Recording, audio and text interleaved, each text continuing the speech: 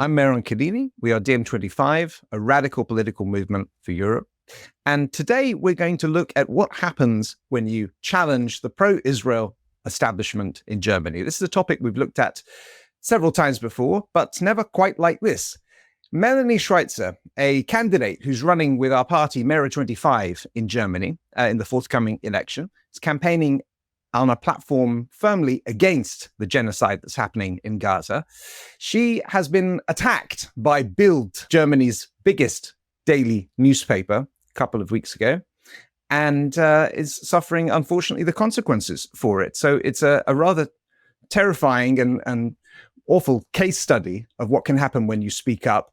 And I'm very happy to introduce Melanie to DiEM right now. Melanie, nice to be with you. Thank you very much. It's very nice to be with you as well. Before we dive into it, I just want to know kind of like how you're feeling right now. What's the reflections that you've been having since all this exploded 10 days ago or so for you? Many things. It goes in also waves, I was surprised, then shocked probably, and then disappointed, then also empowered. So it's many things happening at the same time. Of course, it's very unusual what is going on for me as well. I've never experienced something like that personally. However, I've heard many stories like that. So I'm not an exception. This is the normal in Germany right now. It's been going on for at least the last 14 months, but also I would say longer in the specific field. And the very first cases also within state institutions we've already heard about a few days after 7th of October, where people in higher positions had to leave because they liked a post. So this is unfortunately the new normal. Let's kick off by telling us, if you can, please, what happened to you. Just by way of context, you are an advisor for the Ministry of Labour. You're a trained lawyer. So you're working with the German political establishment. And the issue in question was your social media posts that you've been posting some strong pro-Palestinian positions since October the 7th. Tell us what happened. Tell us the whole background. Sure. First of all, I think I wouldn't even say pro-Palestinian. To me, this is pro-human rights, pro-international order, pro-law. So, one of the first thoughts that I had and keep having is, why did I study law? I don't see, that we are really upholding our own principles. And this for me is a red line. I mean, I am 100% loyal to our constitution, and what is happening, I don't see it. Yeah, so maybe just that for a few words before. I also don't like that, in Germany, it's especially harsh, the tone. You are either pro-Israel or you're pro-Palestinian, but it's about pro-humans and rights and legality. And yes, I'm a trained lawyer or a judge. With this qualification, I could also be judge in Germany. And I also studied political science before, so kind of it fits the profile that I'm working also in the ministry. I'm a legal advisor there, and the content or my opinion that I have been voicing was on my personal private social media account. I mean, I guess you can ask about Twitter or X and how much it is private, because you are it's basically the post that you're putting, other people can see them, but private in the sense that I have put my name there and my qualification, but not no relation to my employer, no relation to the ministry. On top of that, as you said before, I'm a candidate for the parliament, the German parliament. The upcoming elections are now probably in February 2025. We don't know that for sure yet, because the coalition was dissolved. So yeah, what happened was that I was posting my opinion about the situation in Israel and Palestine, my opinion that there is a genocide happening, and that it is, in my opinion, at this very moment, Israel is a genocidal apartheid state, and that is our duty to speak up and to and to do everything in our power to stop this, basically what is happening.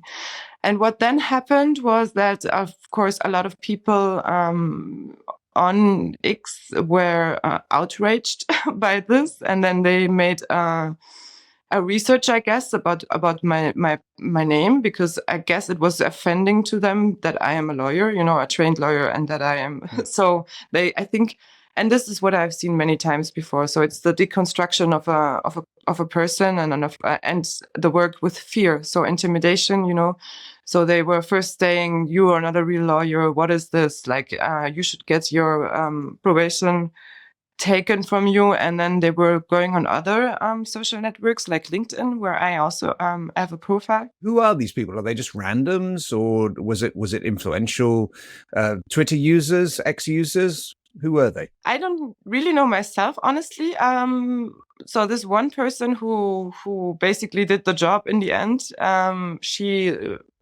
her name is Malka von Wolf or something, and I didn't know her. I just saw a post of her where she was trashing a German journalist, one of the few ones who really do report, neutral and not one-sided or whatsoever.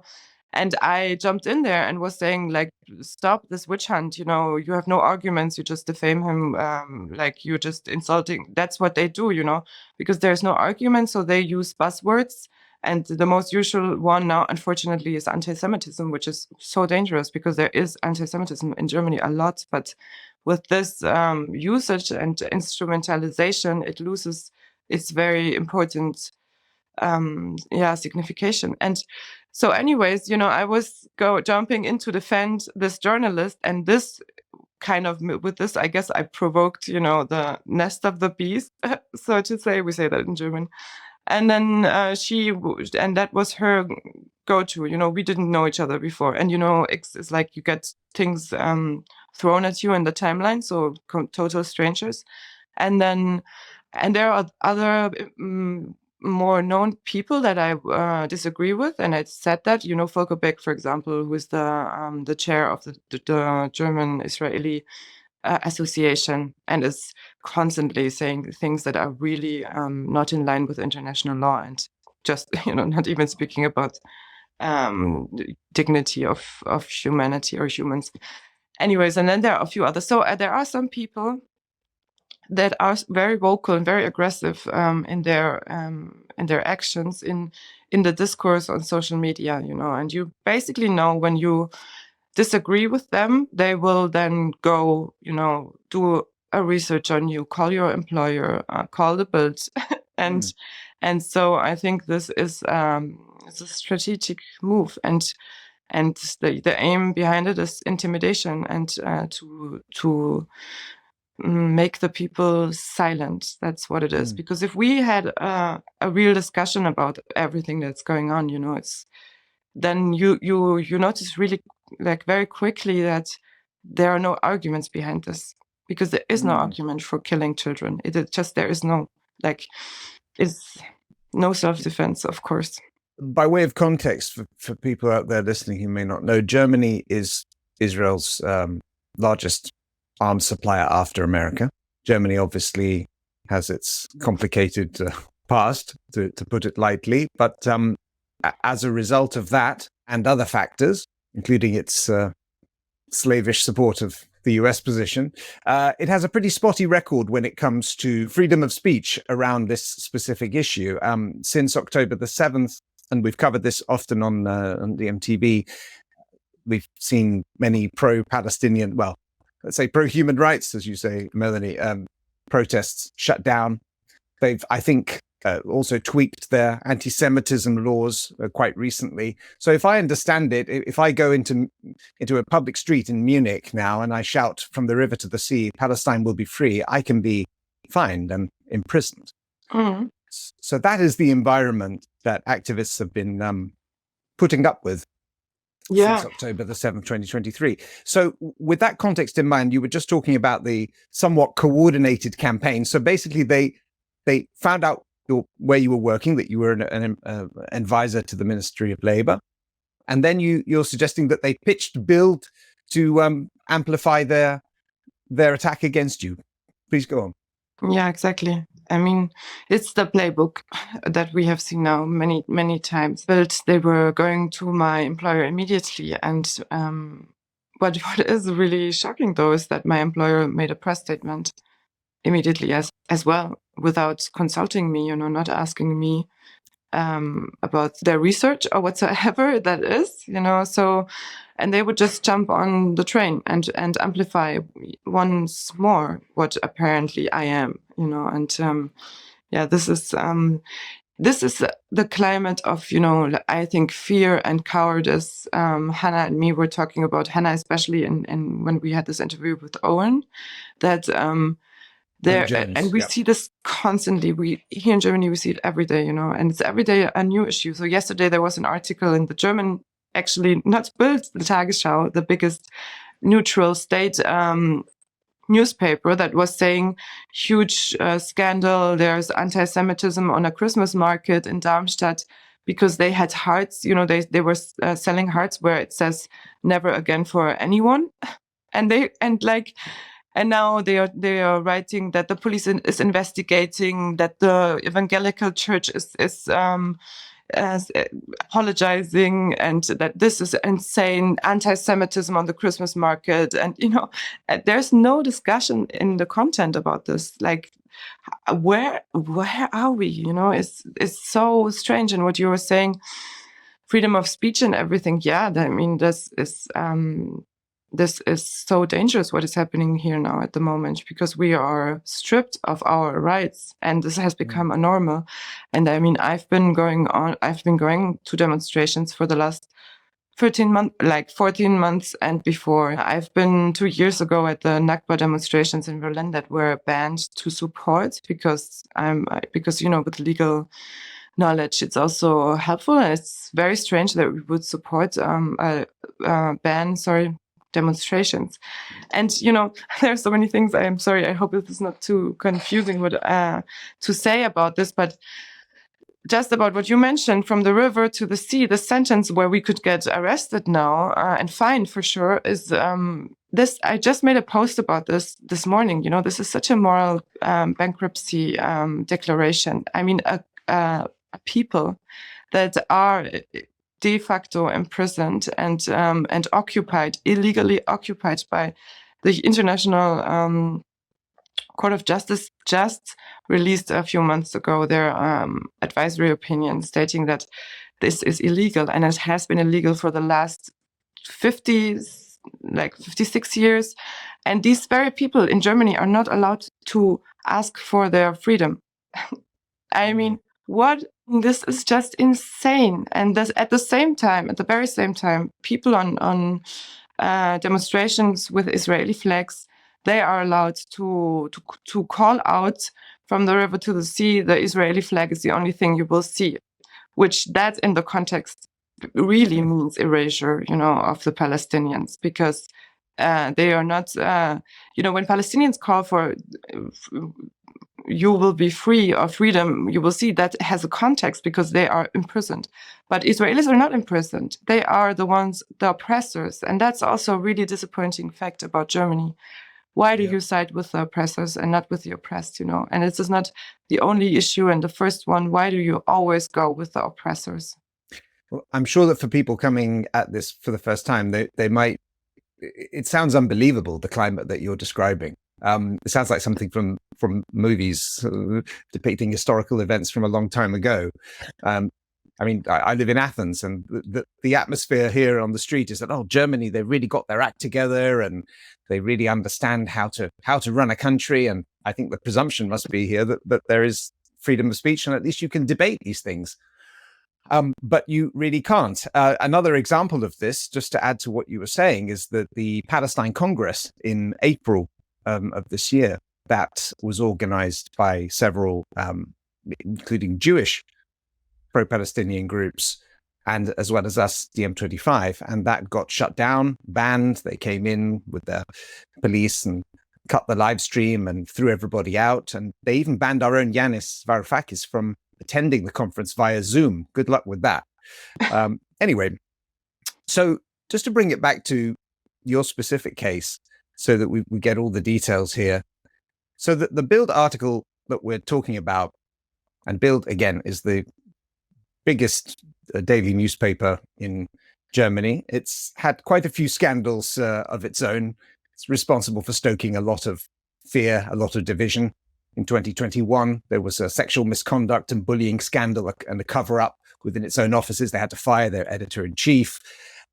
So it's one of these kind of rags that traffics in this kind of stuff. The headline, if I can just translate it from the German, talks about how an employee of the Ministry of Labour is spreading vile anti-Israel hate.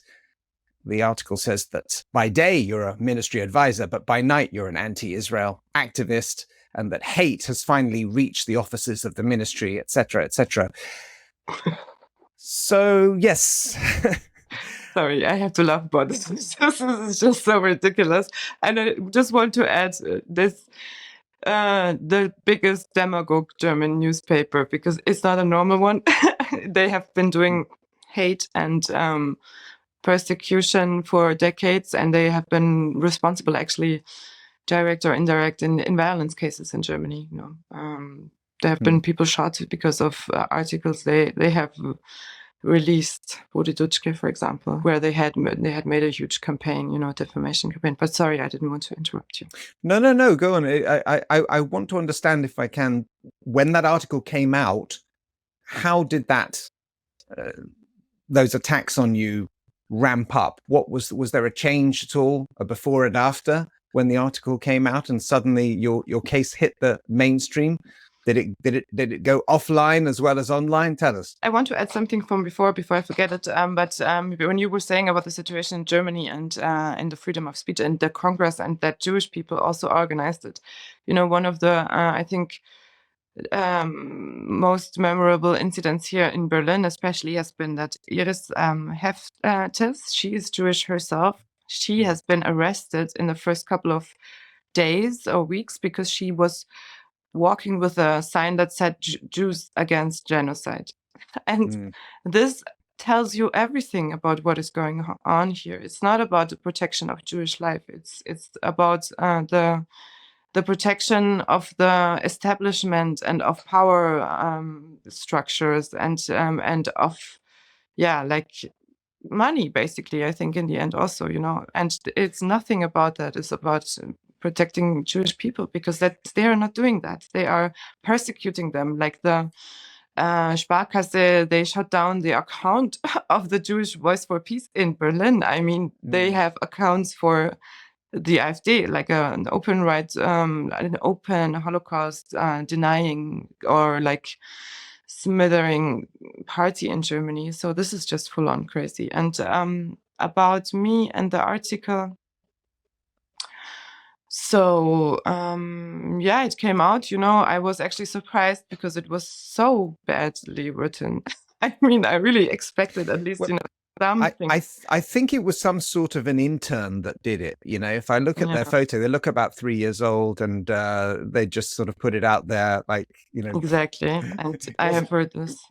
And they probably do that, because they themselves are scared that at some point they will get in trouble with this, and then they fire the intern, and then that's fine. Or the intern is gone by then, Anyways, I mean, I don't care. But yeah, I mean, journalistic, and I'm sorry for the intern. I don't want to smash him, but I mean, they have bosses, right? I mean, I have also, every time when I write something, it gets double checked, that's just the thing it is. But there was really nothing. It would have to have been approved by everyone up the chain. Exactly, just came from the intern. Go on. Absolutely. And this article was really, there was nothing in it. It was repeating my posts. Yes, thank you. I mean, actually, thank you for amplifying, because this is what it is, and this is my opinion.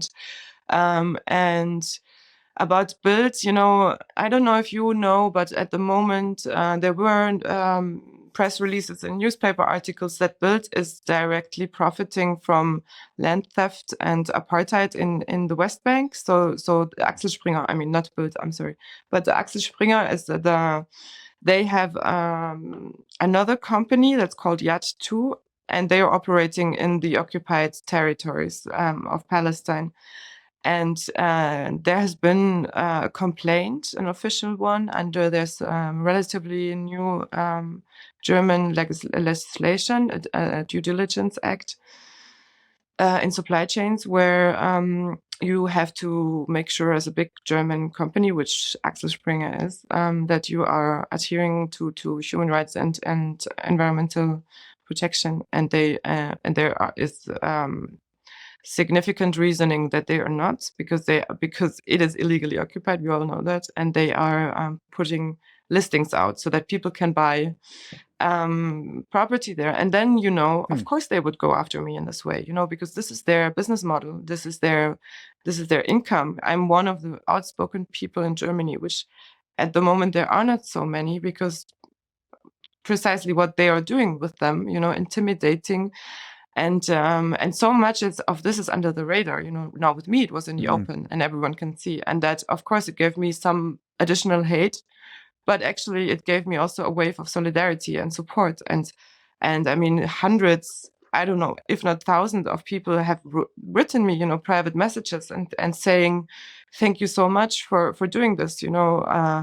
Either they were saying it's empowering me to be also more, I don't know, more outspoken, or they were saying, I've lost all faith in Germany, and you are one of the few people now, giving me some hope.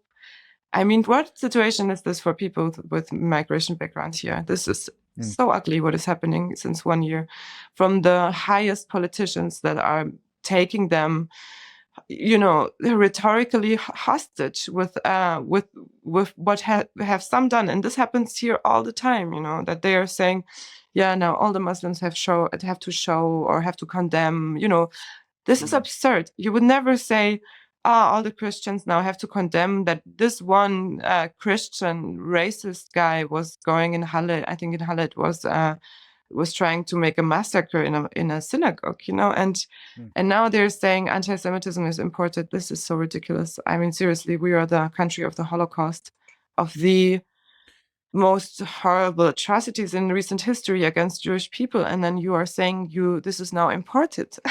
It's just it's insane. What did you receive more of, hate or support after the BILD article? Support. Absolutely. So BILD sort of shot itself in the foot. Yes, very much so. I was able now to build my network even bigger and more powerful, because many people with important backgrounds and trainings and education messaged me, and I like to connect as well. And I mean, I can tell you that I think on Instagram maybe I had 3 or 4 like ugly messages, and maybe 200 or 300 messages of support, and that's just in private inbox. The rest of on comments and everything, and by any channels on different social media. So this was and I mean, for me, I don't feel threatened by them, because this is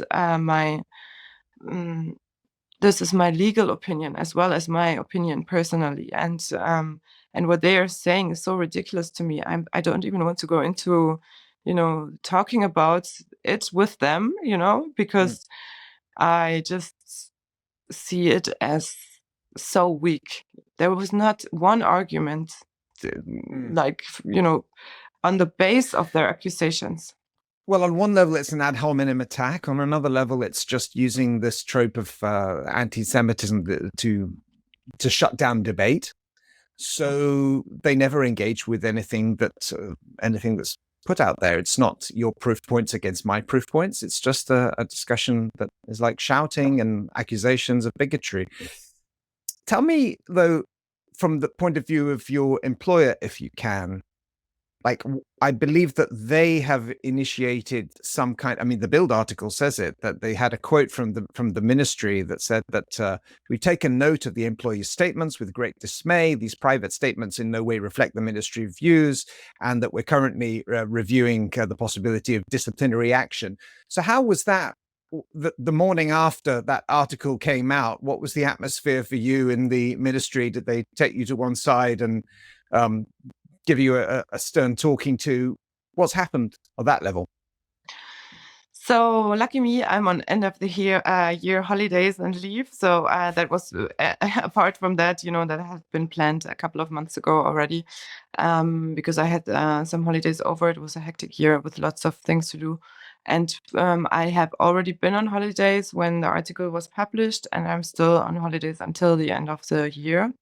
So I have not been in the ministry. And I also haven't been contacted, so before the article Really? was published. So and after that, there has been an invitation for an HR talk, but so far I haven't been notified that there is a legal investigation. The only information that I have been reading is from BILD. Wow. I mean, it's a good point. They didn't ask you for a comment for their article. So, that tells you what a little bit about their intentions. So basically, when you go back to the ministry, that's when you'll face the consequences. But you're a civil servant. It's a permanent position, right? I mean, what potentially could happen? Yeah, I don't know. I can't tell you that. Actually, I just know, that they have to inform me for whatever that could happen, and I will go back, happily. I also told them I love my job at the ministry. It's for me, it's my professional home. It has become, because also my colleagues and the whole atmosphere inside the ministry is really polite and valuing the work you are doing. And so far, I always told people, it's also it's the Federal Ministry for Labor and Social Affairs, and I always said their name is also their program, because that's what they are, and most of the people who are working there. So therefore, I was especially surprised about this reaction in the last week, because I don't know that from my workplace. And also, just for transparency or clarity, I've been walking around in the ministry for the last year like a Christmas tree. I've been wearing my keffiyeh on the way to work. I have not, of course, inside my while I was working, because there is neutrality and separation. That, but anyway, I don't think that would be a problem either. But because if I would wear a poncho, that is also, it's a cultural sign, and no one would say anything. But we know the drill. But anyways, I was, I had made clear to everyone. I've talked to my hierarchy. I've talked to everyone, and basically so that I was around, because for me this is a life-changing experience. The last 14 months, I have thought different of my country. I thought we are upholding human rights and international law, and that's why I studied law, and this is why I'm working where I'm working. But in any case, your views on Palestine are not at odds with your role in the ministry. No, they should be compatible. Exactly. And they're not radical by any means. This is what the highest courts in the world are investigating, either, or what Amnesty human International rights have already said. Yeah, exactly. And or what other, of course, I understand, and I don't want to hurt any feelings. I understand that some remarks are controversial, like, but it's also, I'm not the first person saying that. The Vatican has said it. Well, to be clear, some of the comments that we're talking about here, are you asserting that Israel is an apartheid state, something which has been said by many international institutions, ICJ, including the EU, Amnesty International, and also saying that, what else did you say that was, well, oh yes, that Gaza is an open-air prison. I think that was something else that they had taken issue with. Again, something which is has broad acceptance internationally. I want to understand, though, in the ministry where you work, are your views really the exception? I mean, you said you were walking around like a Christmas tree, wearing a keffiyeh to work and so on, but are there other people that share these views? Are there people there that would like to express these views in the way that you do, but they feel intimidated to do so? Tell us. Yes, I just want to say before that maybe came out wrong, because I'm not a Christmas tree just for wearing the keffiyeh. I'm also wearing melon earrings. I have stickers all over my backpack that I'm getting to work. There are stickers with free Palestine, and the occupation. I have bracelets. That's what I mean. So basically, You're very sometimes overt. Yeah. yeah, exactly. Yeah. There were a lot of signs, and yeah, no, I know plenty of colleagues who are not okay with what is going on, and to connect it to what was said before, that this is not a radical position. This is the twist. Maybe this is where you have to put attention, because maybe it is that the government is violating international law with what they're doing, and then when I say what is my perceived reality, then this is perceived as a radical position. Yes, because the government is losing its legitimation. This is something, especially for the German government. This is something that the whole world looks at us and is expecting that we, after this horrific history that we bear with us, that we at least are upholding the laws and protecting other people. And I don't understand why this. What lesson have you learned when you are now, when you decide to just protect one group of people? I don't understand it really, because of course we will protect Jewish life. That's what we have learned, but we will also protect every other life. I mean, what lesson is that? And that when you only speak out when it's political opportune and useful for you, that is. And to come back to about other people, there was a letter with over 600 civil servants and people working in the public sector in I don't remember, March, April maybe, to the government, which was anonymous, and they completely smeared it. They ridiculed it. They made a joke out of it, like that this was a fake. Yeah, they were asked in the press conferences, and the representative from the foreign ministry, he was saying, yeah, this is completely ridiculous. If there would be a dissent, we would hear that, we would know about it. Like it was fabricated, you mean? Yeah, exactly. He was saying it was fabricated, and then there was another letter a few weeks ago, the open letter to the German government, this time not anonymous, this time really with names and signatures, to the government saying that it should stop the annihilation, its support for the annihilation of the Palestinian people. And there were several people from ministries also, on the list. Of course, it is I wouldn't deny, that a lot of people don't see it this way, or that they just don't say anything. But this goes also in hand with, first of all, the German kind of history,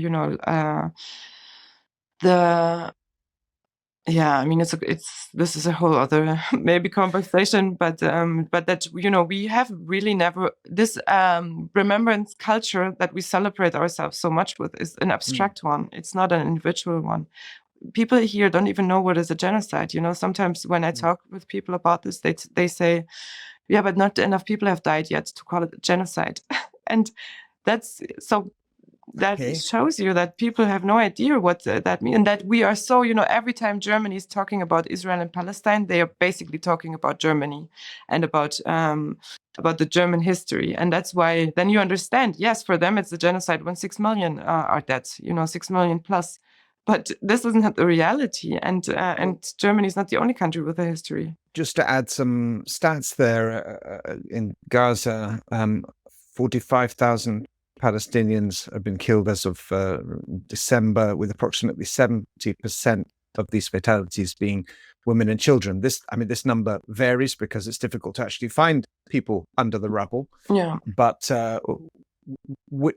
however you look at it, we're getting firmly into the kind of territory of gross human rights violations, war crimes, etc. It's difficult to see it differently, at least for me. But I want to understand a little bit more about German society. As you said, that there are, okay, if I was to take a devil's advocate position here. Yes, BILD is very pro-Israel, but you have plurality of the media.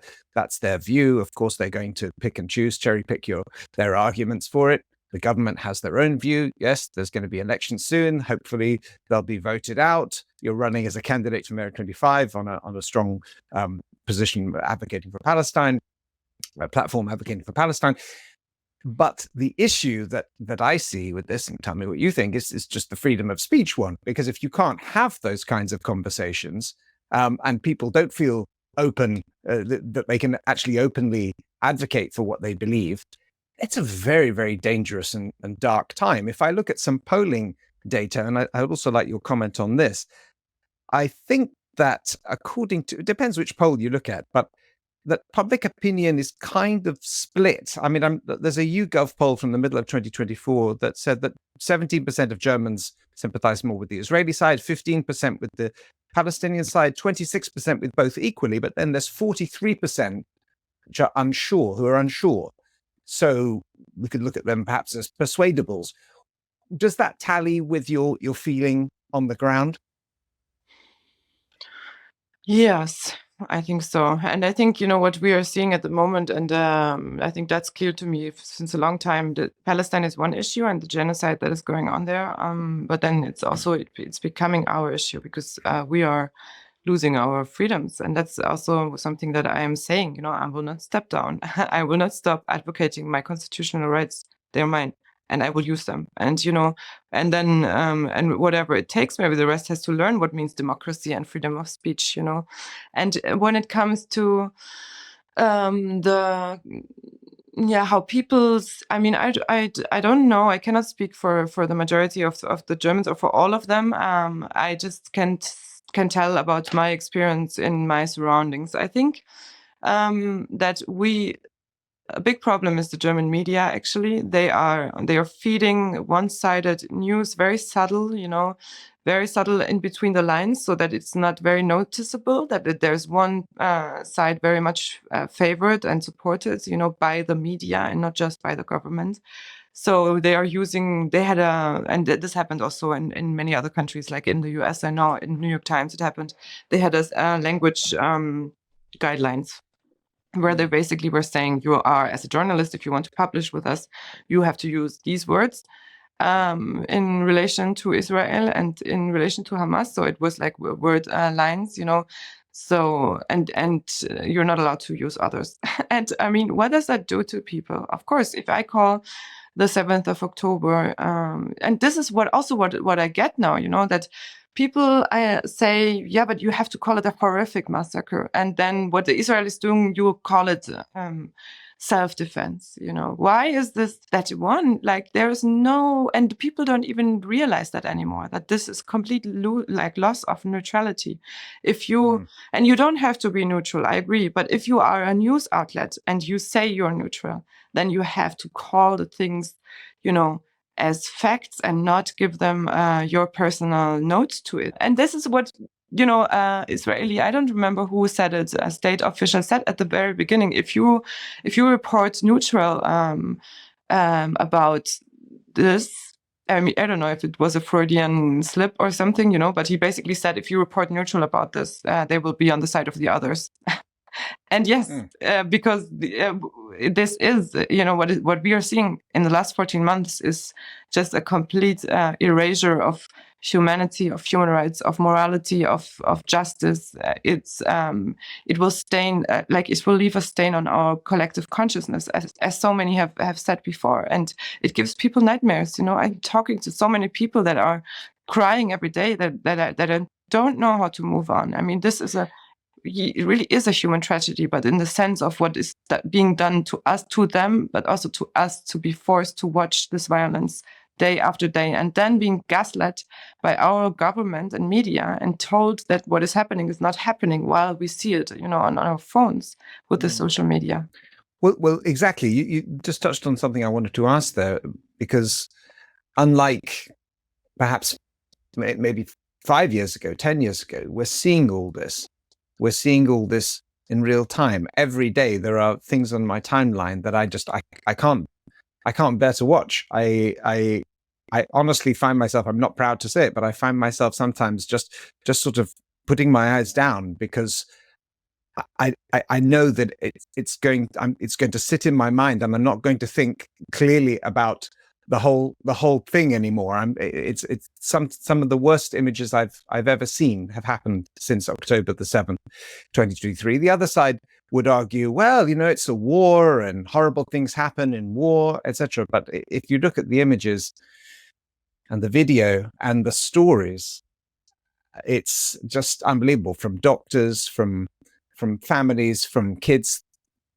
Anyway, I want to understand if you think that on social media, I want to understand the dynamics there a little bit, and how the pro-Israel position is reacting and adapting to this flood of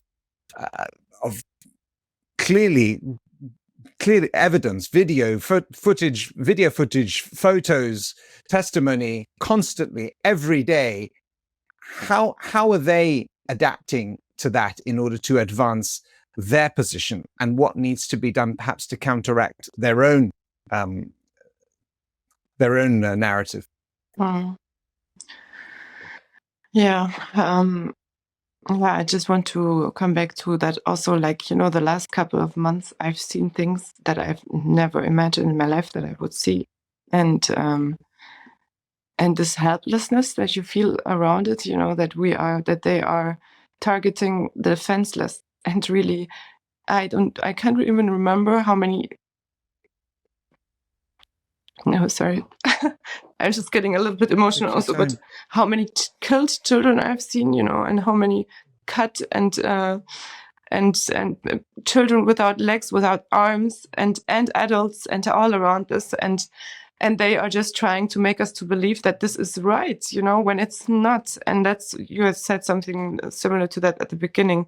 It feels like George Orwell, 1984, constantly like war is peace, and all this twisted, reality that is going on, and that to come back to what you were saying about how are they acting with it. Yes, it's a genocide. So of course they are. They are victim blaming. They are. I read every day on my posts. Every single day, I read at least 10 people are commenting, yeah, that's it's all the fault of Hamas. If they would stop today, this would be over. This is to me is so insane how they internalized this this murderous attitude, and like how is this? But this is just, I have to remind myself all the time, this is a genocide. That's exactly what happened. This is how the Germans were framing the Jewish people and how, in other genocides in Rwanda, this is always the same. You're like spreading hate and pretending that that they are not humans. Basically, this is a lower level of humanity that you're giving them, because no one would ever tolerate if up to 20,000 children have been killed here in Germany. No, never, no, ever. But they tolerate it, because these people who comment on my posts, yes, it's their fault, they have no problem with that, obviously, because if they would have a problem, it doesn't matter whose fault. It doesn't matter whatever. What matters is that it stops now, immediately, on both sides, and that they let the hostages free, and that also Israel lets the hostages free. Because why do they have 10,000 plus Palestinian hostages with them? And many of them are children. There are hundreds of those children. And also, to come back to the death numbers, we say it's 45,000. That we say basically since the last 6 months around this, more or less, which I think is also not correct. I think the Lancet article that was saying it's most probably up to 200,000. That is the correct number, and it's most probably much higher, actually. I want us to maybe try to get into the mind of those people who are commenting. What does it take for somebody to say those kinds of things when they can see the evidence in front of them?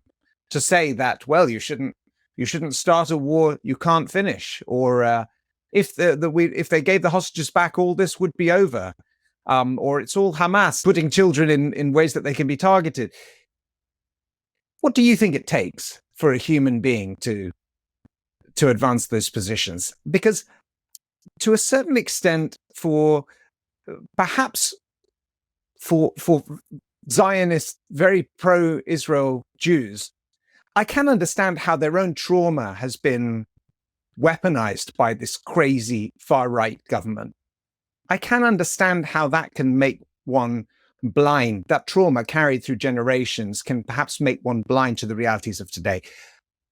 The ones I don't really understand are the supporters around them that haven't suffered what they suffered historically, but still adopt this position that just seems anti-humanist. Please explain what you think.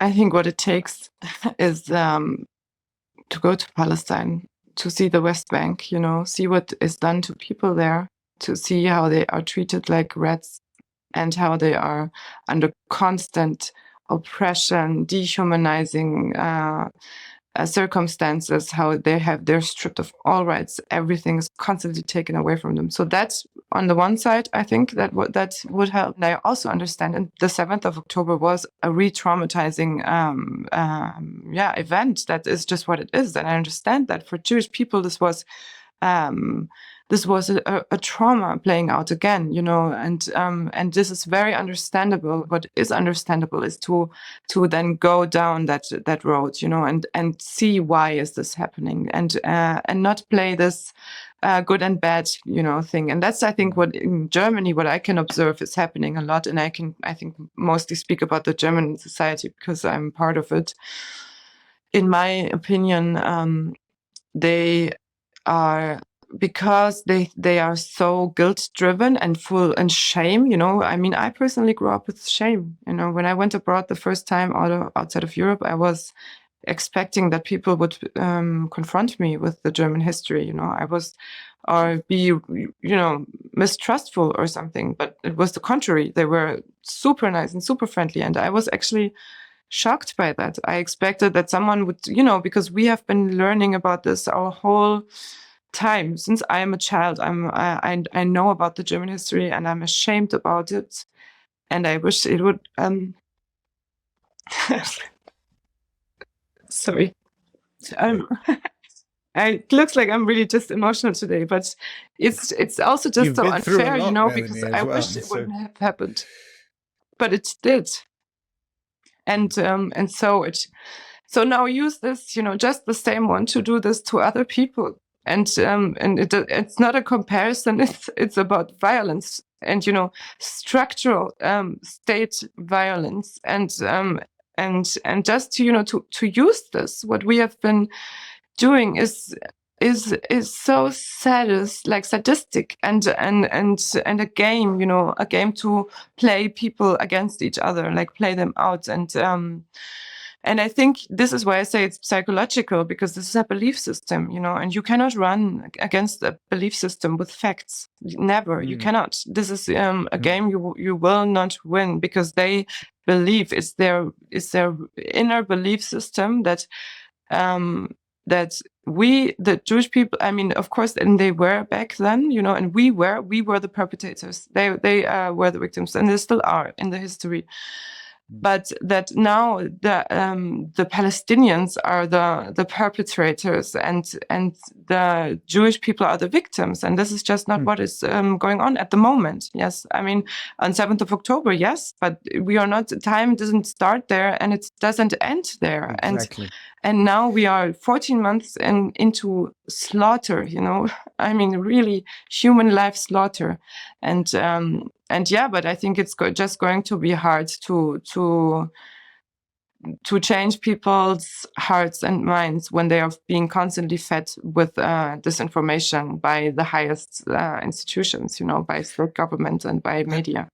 And I would also say that I think there's strong evidence that the pro-Israel side, aside from the fact that I think a lot of the world's elites and big media outlets are taking their side here, that the pro-Israel side has a pretty good organization when it comes to identifying counter narratives to attack, or people, in your case, to attack.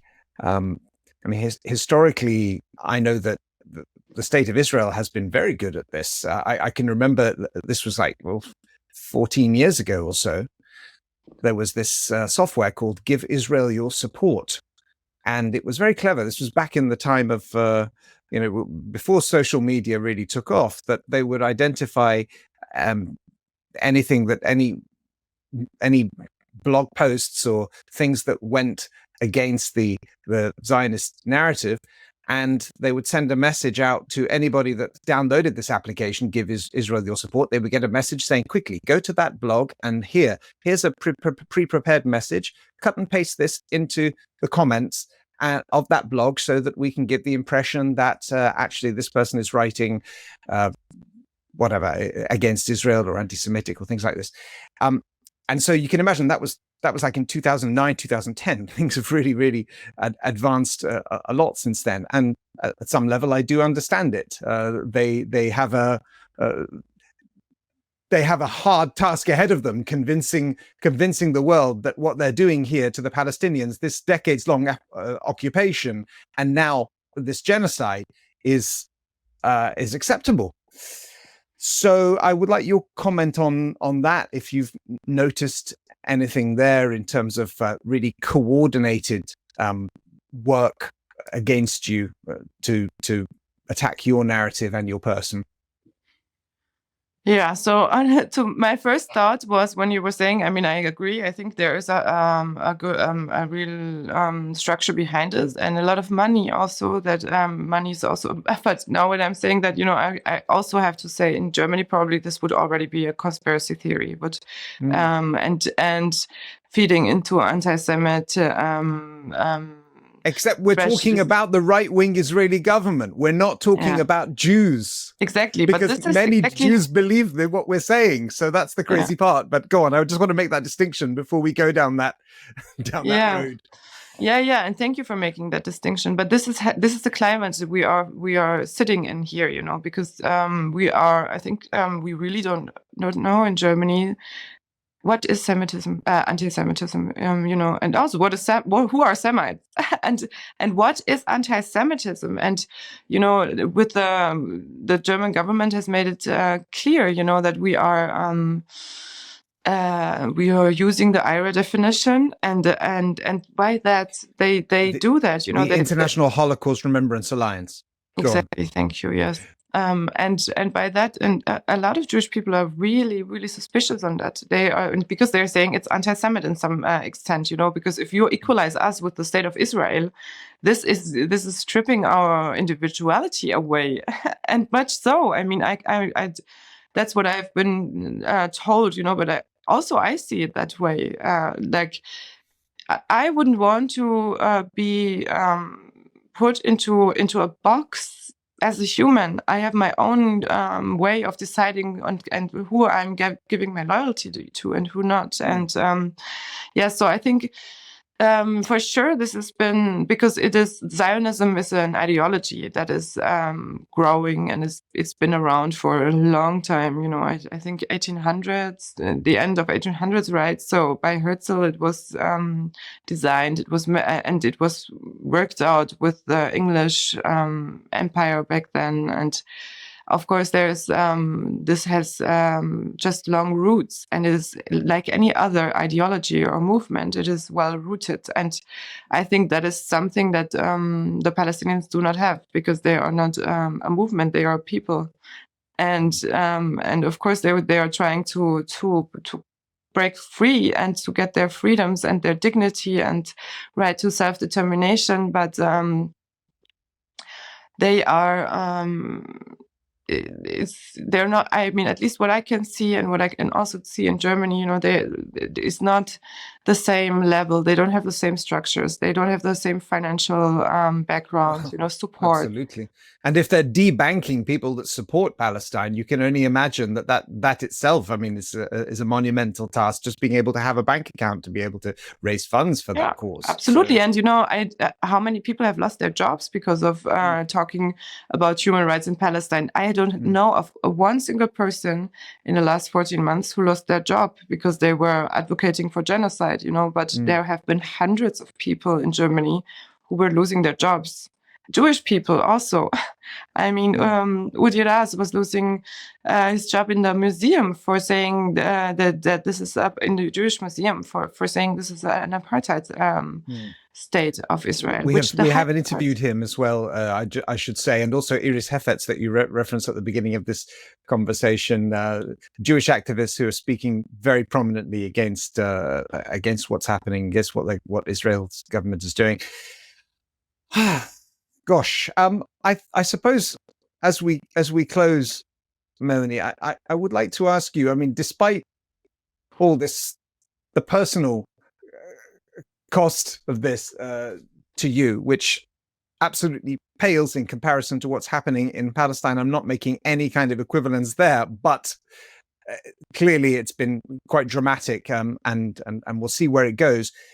Would you say that this experience has actually strengthened your resolve here to speak up for Palestinians? And what would you say to others that may be thinking of speaking out, but maybe at the moment don't feel comfortable to do so in the environment in Germany you've described?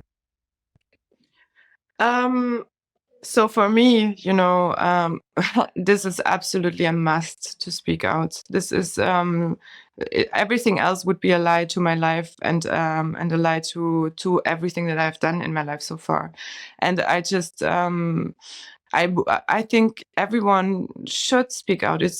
There's not so much you can lose, Yes, maybe you will lose a job, or maybe you will lose some friends, but that's okay. You'll find new ones. You'll find a better job. And we have to look ourselves in the mirror, and that's not just today, but in the next coming years. And no matter the stance that you have, but it would be the bare minimum to speak up for the weak and to give a hand and a voice to those who don't have it. And this can start slowly. And I think it's so important in your surroundings. It doesn't have to be publicly. Not everyone is strong enough to stand against the waves and the storm, but you can talk to your siblings, to your colleagues or something like that, and give a sign that because it appears now that the majority is okay with what is happening, but I know that the majority is not okay. But people have to find each other, wear a watermelon earring and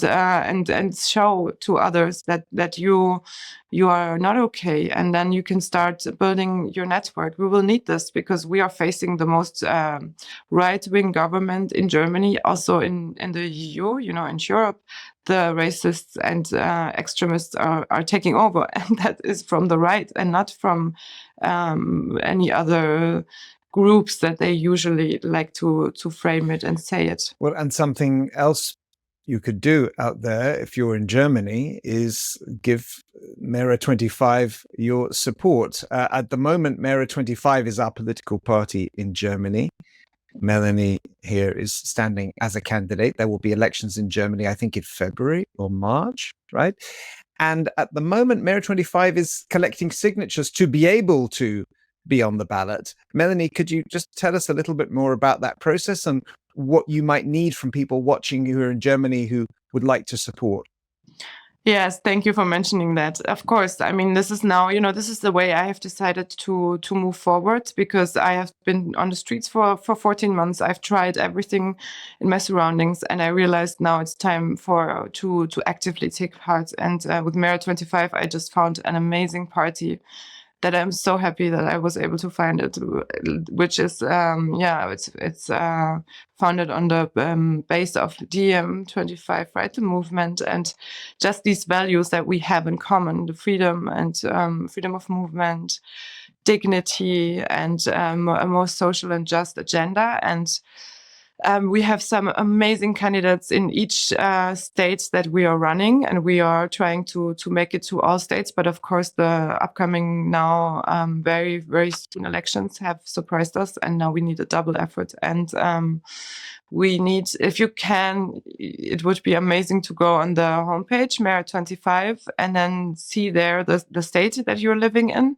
and then print out the form, the support signature form, print it at both sides. That's important, and it will tell you on the back side where to send it to. And if we could just mobilize people to do that, because I can tell you, I am sure we're going into parliament, and then we will have these conversations with the government and with the other politicians, because we cannot accept the things as they are. And I am sure, we've seen it in France. There is, if the people united, stand together, there are miracles we can do, because in the end everything depends on people, and we just we hope that we will get the signatures now, and then I am sure once this is done, we will see you in the parliament. Thank you for that, Melanie. So the address is MERA25.de, MERA25.de. We'll put a link in the description and on the video. I would also say, as Melanie alluded to earlier, that MERA25 is standing on for a platform, a very pro-Palestinian, anti-genocide, pro-peace, should I say, platform. But also we have policies that are very common sense, that are not just about foreign affairs, including on the topic of migration, policies migration that acknowledge the needs of host communities while also acknowledging the freedom of movement. So please check it out if you're in Germany. If you would like to support DiEM25 and what we're doing, please go to diem25.org /join to become a member, or /support to support what we're doing. Melanie, thank you so much for sharing your story. And I hope it works out for you, but I feel very encouraged by everything that you've said. And again, thank you to BILD for strapping a rocket pack to your campaign. And good luck. Thank you so much, Mehran. Thank you for giving me also the space to talk about what has happened in Germany. Spaces are rare these days for us. So thank you so much for this conversation. And it also was, again, encouraging that we are doing, everything in our power, and we will get somewhere with this, in the end. And I just I hope that we remain hopeful, because for people in Palestine now who are faced with the most horrors, they don't have another choice. And at some point, someone told me, I can see the pain in your eyes, but this is not your fight. You're not there, you're here. And you have to remain, you have to stay steadfast, because at some point you will have to fight a similar fight. And I think that's something that I have never forgotten, because it is true. Of course we have empathy, and that's the beautiful thing about it, but we have to take care of ourselves to stay strong and to not burn out and break, in the midst and in the face of the most horrors, because we will have to fight this fight here, and that's what is happening now, I think. Well put. Thank you again.